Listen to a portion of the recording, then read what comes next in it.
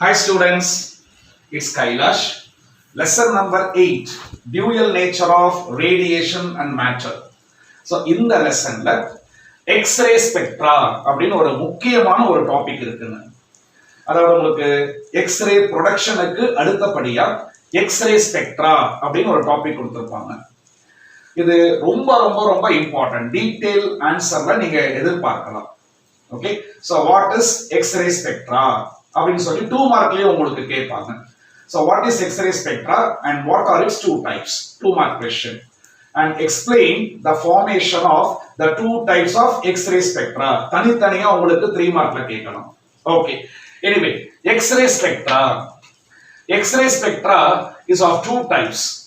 Number 1, continuous X-ray spectrum, and number 2, characteristic X-ray spectrum. So X-ray spectraவை நம்ம 2 டைப்பா பிரிக்கலாம்.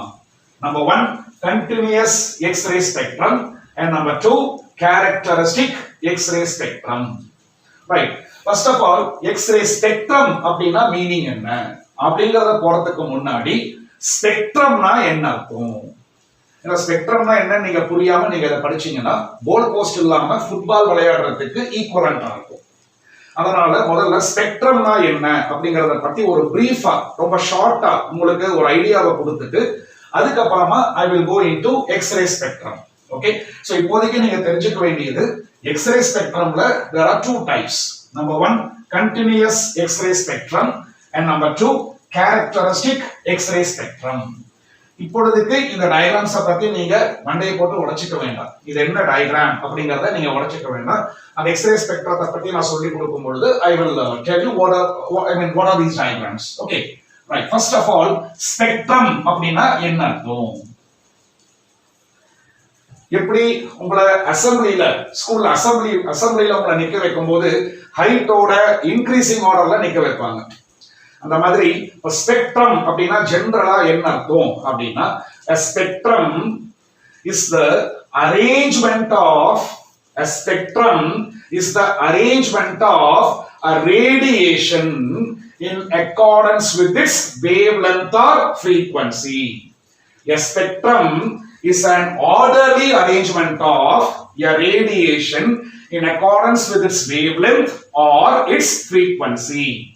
அதாவது ஒரு ரேடியேஷனை அதோட வேவ்லென்த்தோட இன்க்ரீசிங் ஆர்டர்லயோ அல்லது டிக்ரீசிங் ஆர்டர்லயோ நம்ம அரேஞ்ச் பண்ணா எப்படி உங்களை ஹைட்டோட இன்க்ரீசிங் ஆர்டர்ல அரேஞ்ச் பண்றாங்க. ஹைட் கம்மியா இருக்கிறவங்க ஃபர்ஸ்ட் நிற்பாங்க, ஹைட் அதிகமா இருக்கிறவங்க கொஞ்சம் பின்னாடி.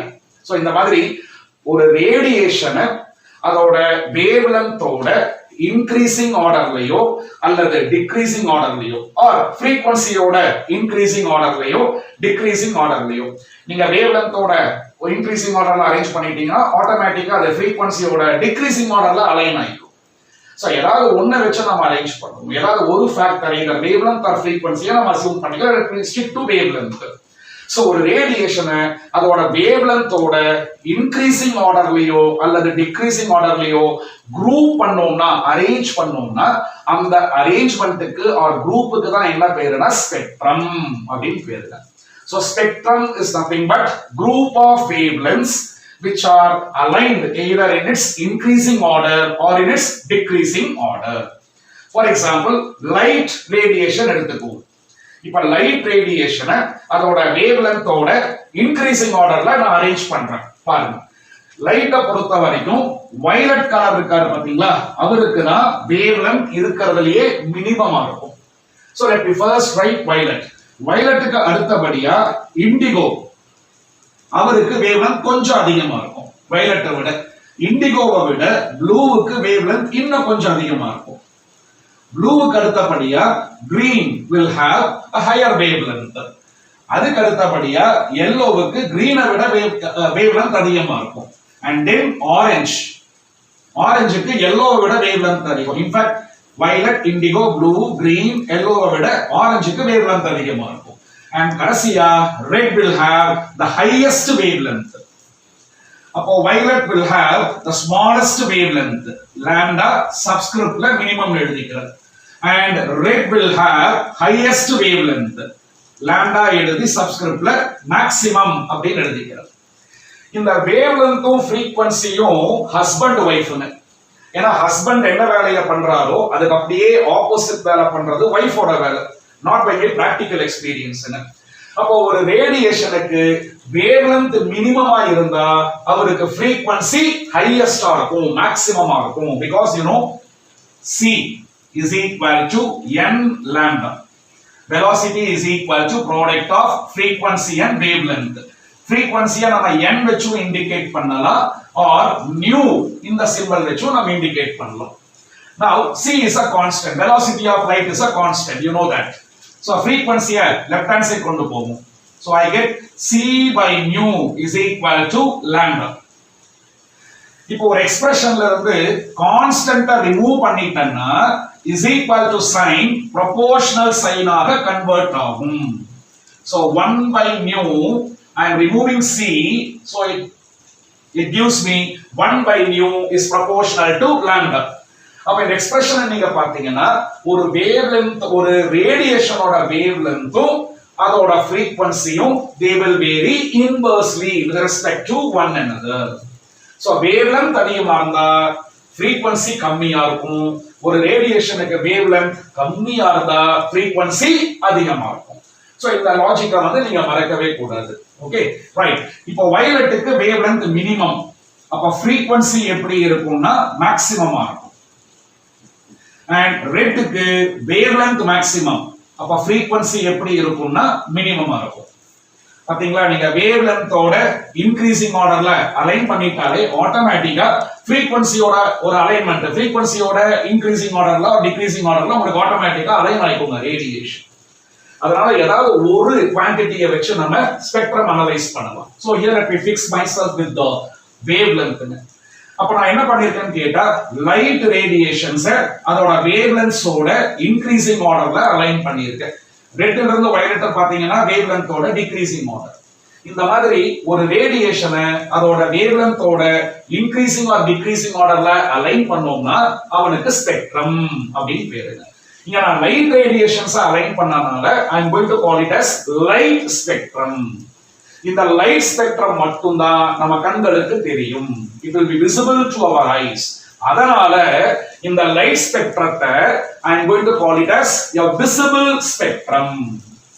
ஓகேவா ரைட். இப்ப லைட்ட அலைன் பண்ண மாதிரி அல்ட்ரா வயலட் ரேடியேஷன்ஸையும் அதோட வேவ்லென்த்தோட இன்கிரீசிங் ஆர்டர்ல அலைன் பண்ணலாம்.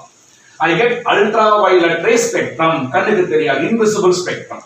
ஓகே அதே மாதிரி எக்ஸ்ரேஸ் நீங்க என்ன பண்ணலாம்னா அதோட வேவ்லென்த்ஸோட இன்கிரீசிங் ஆர்டர்ல நம்ம அலைன் பண்ணலாம். I get X-ray spectrum. Infrared rays நீங்க அலைன் பண்ணலாம். Infrared ray spectrum.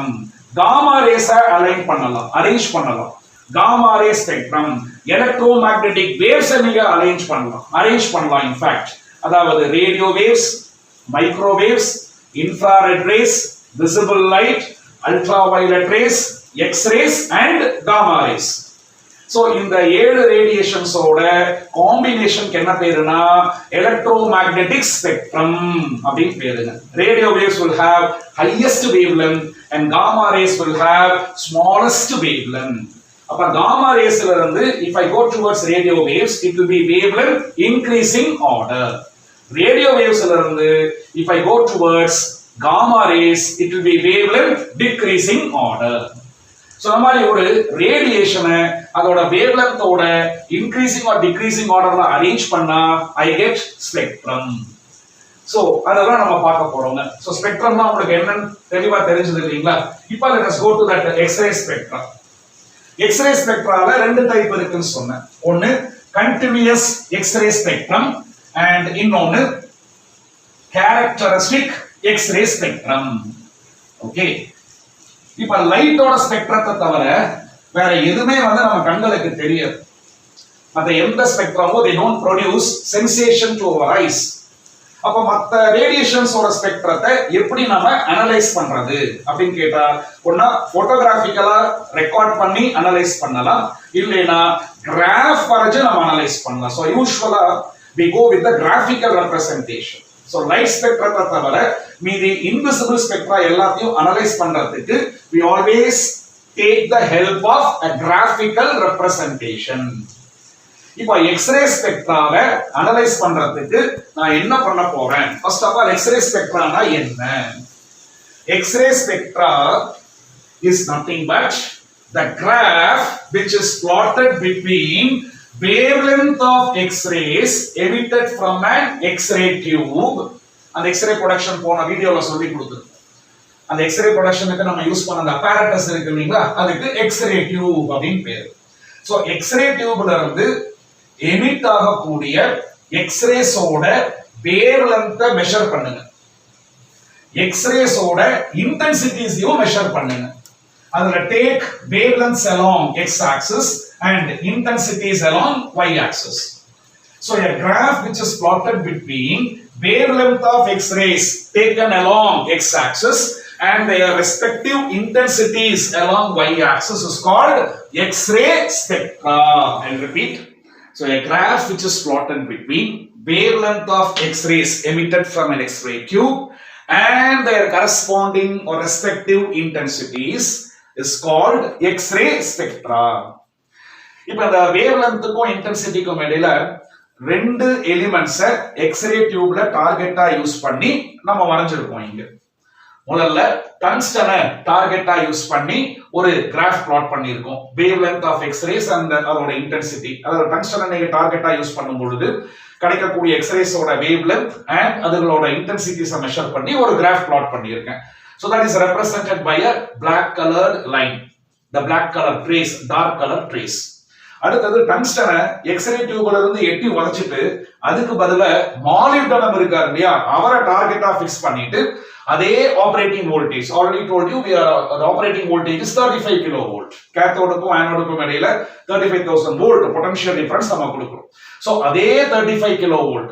So டங்ஸ்டனுக்கு 35 kilovolt, மாலிப்டனம டார்கெட்டா use பண்ணி அதே 35 கிலோவோல்ட்டுக்கு எக்ஸ்ரேஸை எமிட் பண்ண வச்சு அதுகளோட வேவ்லென்த் அண்ட் இன்டென்சிட்டிஸை மெஷர் பண்ணி மாலிப்டனமுக்கும் என்ன பண்ணிருக்கோம்னா ஒரு கிராஃப், ஒரு ட்ரேஸ் ஒன்னு பிளாட் பண்ணிருக்கோம். சோ அது வந்து நான் இங்க கிரீன் கலர்ல அந்த ட்ரேஸ் நான் வரைஞ்சிருப்பேன். சோ அந்த டங்ஸ்டனோட ட்ரேஸுக்கும் மாலிப்டனமோட ட்ரேஸும் கிட்டத்தட்ட ஒரே மாதிரி இருக்கு, with one difference. இந்த மாலிப்டனமோட ட்ரேஸ்ல பார்த்தா மாடுகளுக்கு ரெண்டு கொம்பு முளைச்ச மாதிரி இங்க ரெண்டு கொம்பு முளைச்சிருக்கு பாருங்க. சரியா? அத வந்து நான் K alpha and K beta அப்படின்னு சொல்லி நான் நேம் பண்ணியிருக்கேன். சோ இந்த K alpha and K beta அப்படிங்கிற இந்த ரெண்டு பீக்ஸ் டங்ஸ்டன்ல இல்ல. சோ இப்போ நான் என்ன பண்ண போறேன்னா இத நான் ரப் பண்ணிட்டு டங்ஸ்டனுக்கு தனியா வரைஞ்சு காமிக்கிறேன், மாலிப்டனமுக்கு நான் தனியா வரைஞ்சு காமிக்கிறேன். அதுக்கு அப்புறமா I will tell you what is continuous X-ray spectrum and what is characteristic X-ray spectrum. Okay, right. So let me rub this off. So tungstனை டார்கெட்டா யூஸ் பண்ணிக்கலாம். ஆபரேட்டிங் வோல்டேஜ் 35 கிலோவோல்ட்டா எடுத்துக்குவோம். டங்ஸ்டனை டார்கெட்டா யூஸ் பண்ணிட்டு ஆபரேட்டிங் வோல்டேஜ் 35 கிலோவோல்ட்டா எடுத்து, so we measure wavelengths of X-rays and their intensities, and if you plot a graph you will get a trace like this.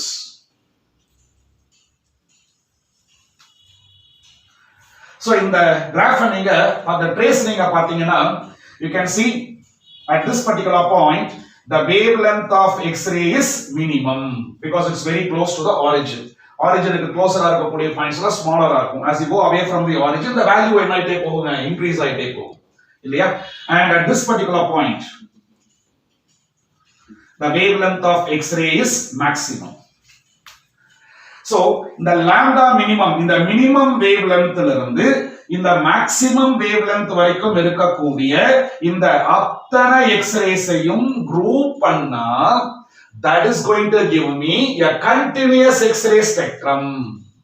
அப்ப டங்ஸ்டனோட wavelength versus intensity graph அதுல தான் என்ன இன்டர்பிரேட் பண்ணலாம் அப்படின்னு கேட்டீங்கன்னா, so டங்ஸ்டனோட அந்த ட்ரேஸ்ல இருந்து I can interpret that X-rays are emitted with certain minimum wavelength to certain maximum wavelength. That is, I have all possible wavelengths of X-rays in the graph of a tungsten, which ranges from certain minimum value to certain maximum value. So you know, orderly arrangement of any radiation in accordance with its wavelength or frequency, or increasing order of wavelength or increasing order of frequency, and the அதுக்கு என்ன பேருங்க spectrum அப்படின்னு பேரு இல்லையா இங்க வந்து நம்ம வரைஞ்சிருக்கிறது X-ray spectrum so x-ray spectra which has wavelength from certain minimum value to certain maximum value or in other words x-rays which have all possible wavelengths ranging from certain minimum value to certain maximum value constitutes continuous x-ray spectrum. Okay, so what is continuous X-ray spectrum? A continuous X-ray spectrum is one which will contain all possible wavelengths of X-rays ranging from certain minimum value to certain maximum value. Right. Now let me draw the same plot for molybdenum as target. So X-ray tube la molybdenum target ah use பண்ணி நம்ம intensity wavelength and intensity க்கு graph வரைஞ்சா அது எப்படி இருக்கும்? Again but நான் molybdenum டார்கெட்டா use பண்ண போறேன் the most important thing is operating voltage மாத்திர கூடாது அதே 35 கிலோ வோல்ட் டங்ஸ்டனை டார்கெட்டா யூஸ் பண்ணும்போது கேத்தோடுக்கும் ஆனோடுக்கும் இடையில என்ன பொட்டன்ஷியல் டிஃபரன்ஸ் மெயின்டைன் பண்ணோமோ அதே பொட்டன்ஷியல் டிஃபரன்ஸ் molybdenumக்கு நம்ம மெயின்டைன் பண்ணணும் ரைட் இப்போ molybdenum அதே ஆப்பரேட்டிங் வோல்டேஜ்ல டார்கெட்டா யூஸ் பண்ணா டங்ஸ்டன் எக்ஸ் ஆக்சிஸ்ல எந்த இடத்துல இருந்து டங்ஸ்டனோட கிராஃப் ஆரம்பிச்சதோ அதே இடத்துல இருந்து தான் molybdenumக்கும் ஆரம்பிக்கும் so you have to be very careful here இங்க கொஞ்சம் ரெண்டு ஸ்பேஸ் விட்டுக்கிறேன்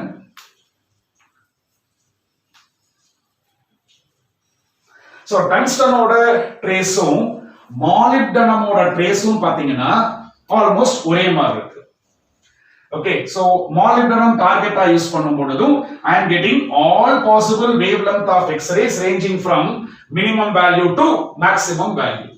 So this again is called continuous X-ray spectrum. அப்ப டங்ஸ்டனை டார்கெட்டா யூஸ் பண்ணாலும் molybdenum டார்கெட்டா யூஸ் பண்ணாலும் எனக்கு கிடைக்கக்கூடிய எக்ஸ்ரேஸ நம்ம பார்த்தோம்னா they were found to have all possible wavelengths ranging from certain minimum value to certain maximum value that is continuous X-ray spectrum. ஆனா அந்த molybdenumல அடிஷனலா இந்த மாதிரி ரெண்டு பீக்ஸ் இருக்கும் பீக்ஸ்னாலே மேக்ஸிமம்னு அர்த்தம் இந்த ரெண்டு பீக்ஸ்க்கு I am going to give a name K alpha right to left இத மாதிரி K beta இங்க ரொம்ப கேர்ஃபுல்லா இருக்கணும் நேம் பண்ணும்போது இப்படி நேம் பண்ணுங்க K alpha இது K beta ஓகே இந்த K alpha and K beta corresponds to peak peak அப்படினாலே மீனிங் என்னங்க மேக்ஸிமம் அப்படினு அர்த்தம் இல்லையா ரைட் இங்க பாருங்க இப்போ இந்த பீக்ல இருந்து let me draw a perpendicular line to x-axis. It meets x-axis at a particular point. X-axisல நம்ம wavelength எடுத்துறோம். So அவன் எந்த ரீடிங்ல கட் பண்றானோ அங்க இருக்கிற wavelength நான் ஸ்பாட் அவுட் பண்றேன். Say let it be lambda 1. அதே மாதிரி இந்த பீக்ல இருந்து let me draw a perpendicular line to x-axis. அவன் எந்த ரீடிங்க கட் பண்றானோ அந்த இடத்துல இருக்கிற wavelength let me take it as lambda 2.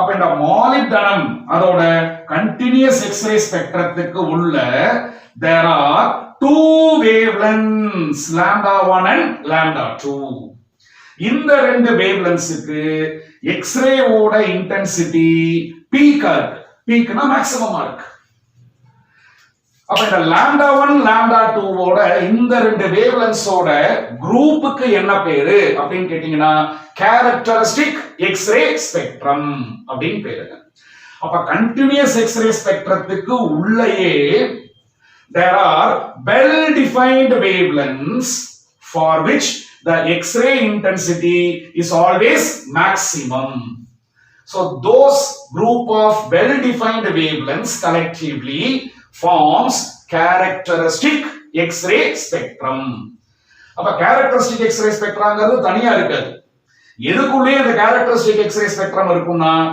X-ray ஓட continuous X-ray spectra இருக்கு இல்லீங்களா அதுக்குள்ளேயே you will have characteristic X-ray spectrum அப்ப lambda minimum to lambda maximum excepting lambda 1 and lambda 2 for molybdenum forms continuous X-ray spectrum இந்த continuous X-ray spectrத்துக்குள்ளேயே lambda 1 and lambda 2 are superimposed so the lambda 1 lambda 2 well defined wavelengths specific wavelengths well defined discrete wavelengths these two put together forms characteristic X-ray spectrum so a characteristic X-ray spectrum consists of certain well-defined wavelengths superimposed on continuous X-ray spectrum for which the X-ray intensity is always maximum.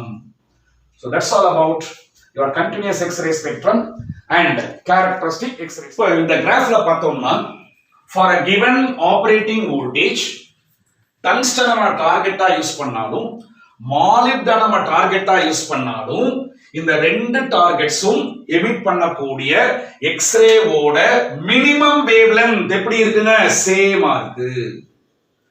அப்போ for a given operating voltage நான் molybdenum டார்கெட்டா use பண்ணாலும் சரி, டங்ஸ்டனை டார்கெட்டா use பண்ணாலும் சரி, R வேற எந்த எலிமெண்ட்டை டார்கெட்டா நான் யூஸ் பண்ணாலும் எனக்கு கிடைக்கக்கூடிய எந்த டார்கெட்டும் எமிட் பண்ணக்கூடிய எக்ஸ்ரேவோட மினிமம் வேவ்லென்த் சேஞ்ச் ஆகாது, சேமா இருக்கும்.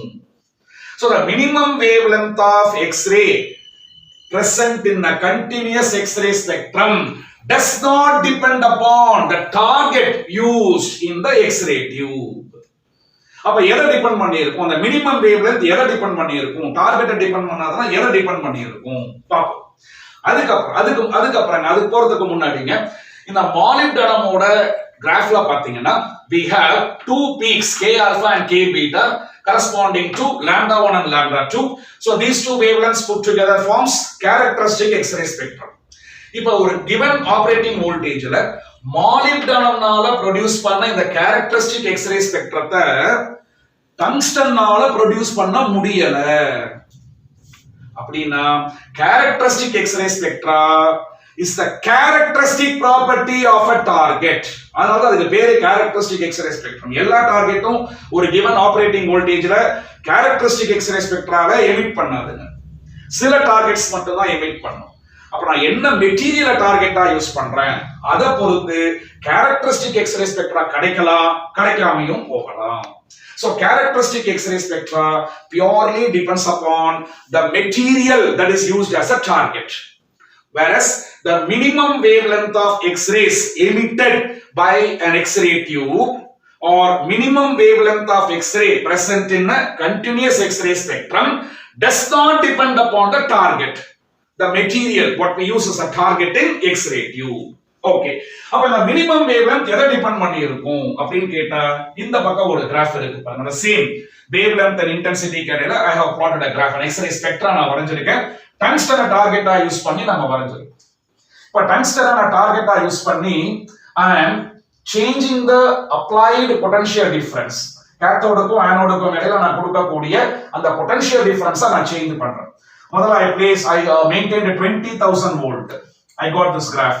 So this is the minimum wavelength of X-ray emitted. Say lambda O1 அப்படின்னு வச்சுக்கலாம். அடுத்தது 30 கிலோ வோல்ட் நான் ஆபரேட்டிங் வோல்டேஜா வச்சிட்டு அதே டங்ஸ்டன் டார்கெட்டா யூஸ் பண்ணி I have plotted a graph, X-ray spectrum, continuous X-ray spectrum. And if you look at the minimum wavelength என்ன இருக்குங்க change ஆயிருக்கு பாருங்க. The point is shifting closer to the origin. அப்ப minimum wavelength என்ன ஆகுதுங்க decrease ஆகுது. Okay, அப்ப lambda O2.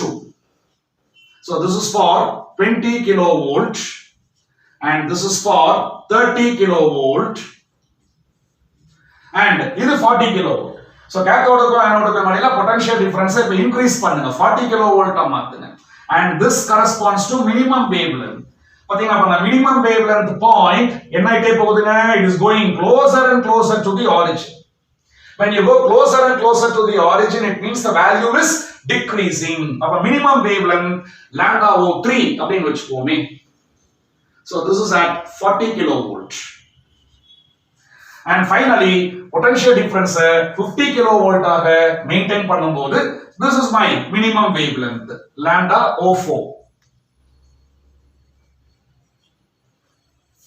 So potential difference அதிகமாக minimum wavelength ஓட வேல்யூ என்ன ஆயிட்டே வருங்க டிக்ரீஸ் ஆயிட்டே வரும். அப்ப இந்த மேத்தமேட்டிக்கலா இந்த மாதிரி நம்ம ரெப்ரசன்ட் பண்ணலாமா? lambda O1 is greater than lambda O2. Lambda O2 is greater than lambda O3 and lambda O3 is greater than lambda O4. So அப்ப நம்ம என்ன இன்டர்பிரேட் பண்ணலாம் இந்த கிராஃப்ல இருந்து அப்படின்னா the minimum wavelength of X-ray emitted or X-ray in a continuous X-ray spectrum does not depend upon the target but depends only on potential difference applied between cathode and anode.